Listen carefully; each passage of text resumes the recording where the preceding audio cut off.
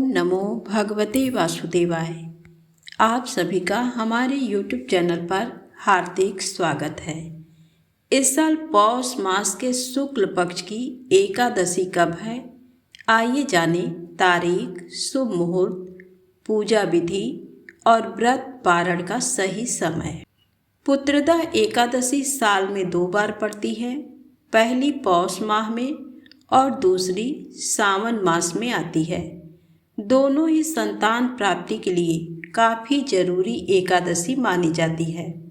पौष मास में शुक्ल पक्ष की एकादशी को पौष पुत्रदा एकादशी कहा जाता है। एकादशी तिथि भगवान विष्णु को समर्पित है। मान्यता है कि इस व्रत को करने से संतान की प्राप्ति होती है, इसलिए इसे पौष पुत्रदा एकादशी कहा जाता है। पौष मास की पुत्रदा एकादशी 21 जनवरी दिन रविवार को रखा जाएगा। धार्मिक मान्यता है कि इस दिन श्री हरि विष्णु की विधिवत पूजा करने के साथ व्रत रखने से व्यक्ति को हर तरह के कष्टों से निजात मिल जाती है। इसके साथ ही हजारों यज्ञ करने के बराबर फल की प्राप्ति होती है। आइए जानें पौष शुक्ल पक्ष पुत्रदा एकादशी व्रत का शुभ मुहूर्त। पौष मास के शुक्ल पक्ष एकादशी तिथि का आरंभ 20 जनवरी शाम 6:26 पर शुरू होगी। वहीं एकादशी तिथि की समाप्ति 21 जनवरी को रात 7:26 पर होगी। पौष मास के पुत्रदा एकादशी व्रत 21 जनवरी दिन रविवार को रखा जाएगा। पंचांग के अनुसार पौष पुत्रदा एकादशी व्रत का पारण 22 जनवरी को सुबह 7:14 से सुबह 9:21 तक किया जाएगा।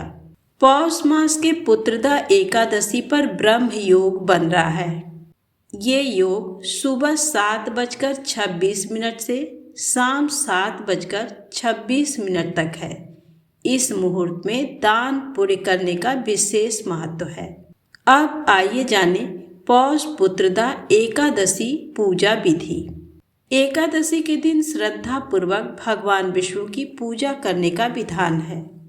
पौष पुत्रदा एकादशी का व्रत रखने वाले भक्तों को व्रत से पूर्व दशमी के दिन सात्विक भोजन ग्रहण करना चाहिए।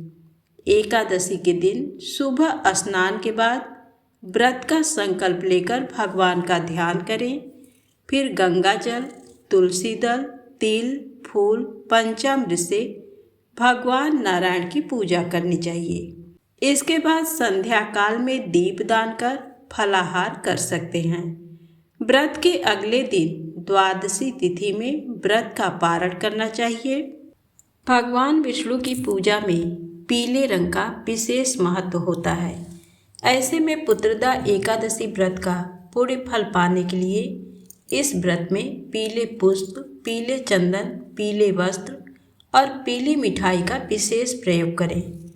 पुत्रदा एकादशी व्रत के दिन भगवान विष्णु का आशीर्वाद पाने के लिए उनकी पूजा में एकादशी व्रत की कथा का पाठ विशेष रूप से करें या फिर किसी के माध्यम से सुने।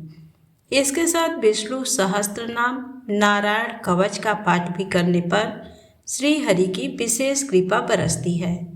हिंदू मान्यता के अनुसार किसी भी देवी देवता की पूजा में आरती का बहुत ज़्यादा महत्व होता है, क्योंकि आरती न सिर्फ आपके दुखों को टालती है बल्कि पूजा में हुई भूल चूक का दोष भी दूर कर देती है। ऐसे में पुत्रदा एकादशी व्रत की पूजा के अंत में भगवान लक्ष्मी नारायण की आरती करना बिल्कुल ना भूलें।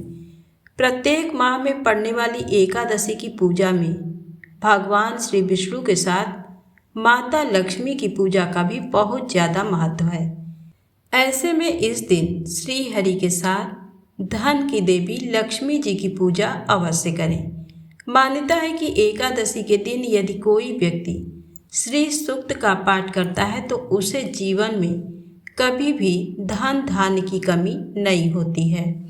भगवान विष्णु की पूजा में शंख का बहुत ज़्यादा महत्व माना गया है।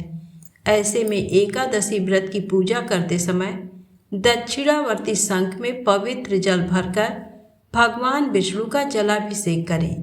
इसके बाद पूजा के दौरान शंख अवश्य बजाएं। भगवान विष्णु की पूजा में विष्णु प्रिया कहलाने वाली तुलसी का बहुत ज़्यादा महत्व माना गया है। हिंदू मान्यता के अनुसार भगवान विष्णु की पूजा में चढ़ाया गया भोग बगैर तुलसी के अधूरा होता है।